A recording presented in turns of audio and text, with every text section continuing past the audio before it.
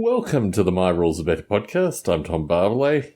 Unfortunately, this week my rules are not better. I purchased in a low point. No, not a low point. I was just looking through electronic magazines, which I now get on my iPad, and it indicated that there was a D100 role-playing game called Warhammer 40k Wrath and Glory.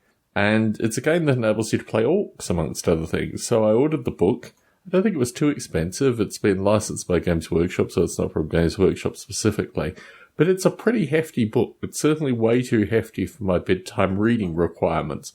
But I'm certainly getting little bits and pieces of it, and I might give a report on a future podcast recording associated with this game. The ability to play orcs and Imperial Guard infected by Chaos and Eldar strikes me as a very interesting role-playing game element, and it's a universe that I think we all inhabit, or at least in the US with regards to the dead emperor that kind of looks over us. So, yes, Warhammer 40k, Wrath and Glory, maybe a review coming up in the near future. I had some rather curious news through the week. It would have been sad news, except thankfully it didn't end in a horrible way. The fellow who used to paint my miniatures, Fred Reed, posted on his group associated with his company that he does with his wife. He makes, what is it called? Cosplay armor, I guess? Cosplay, typically Warhammer 40k inspired cosplay stuff. He has won a number of awards, as his wife has, and they basically put on these foam suits that enable them to look like not Imperial Guard, Space Marines, and occasionally orcs and occasionally other things. Fred Reed was the archetype of the miniature painter, and he was someone who I corresponded with for about 3 years while he painted miniatures for me from about 2002 through to about 2006. So is that 3 years? 4 years, maybe.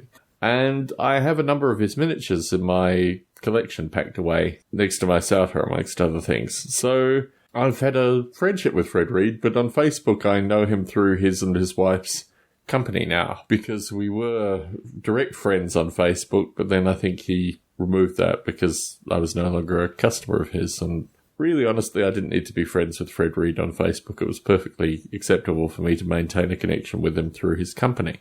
However, Fred Reed was in hospital recently, and what happened was he has been taking ibuprofen because he has fused vertebrae and various other things, which are part of a disease whose name escapes me, unfortunately, as I record this podcast this morning.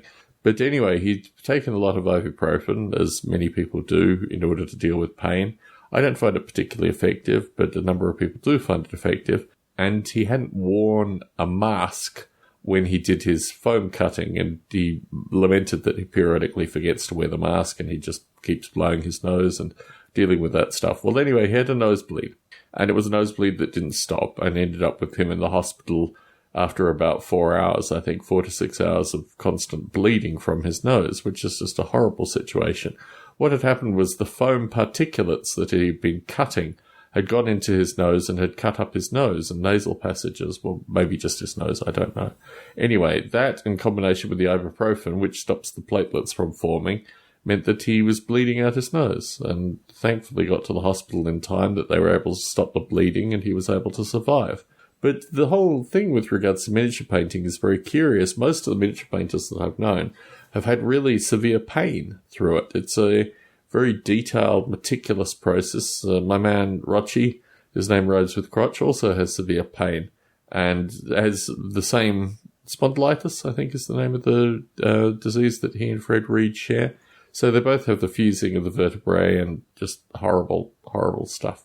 And it makes me think very much about this miniature painting game, that it's not without its potential casualties. I'm really glad that Fred Reed made it out and hopefully is on the road to recovery and good health. It's a very, it's a very strange thing, these miniature painters. But anyway, I wanted to put that out in audio recording. I'm also a little disappointed that I haven't heard from Chris Abbott or Matthew Gibson or someone to continue this podcast, or really any of the other people that I named and some who I didn't name in the last recording. But anyway, the podcast will keep on going, even if it's just me talking to an ether. And Wrath and Glory. Interesting. I'd never heard of a D100 game system before. Obviously, I've heard of D20, but never D100. Anyway, electronic magazines seem to be the way to go for me. Tom Barbalet in Las Vegas, Nevada, signing out.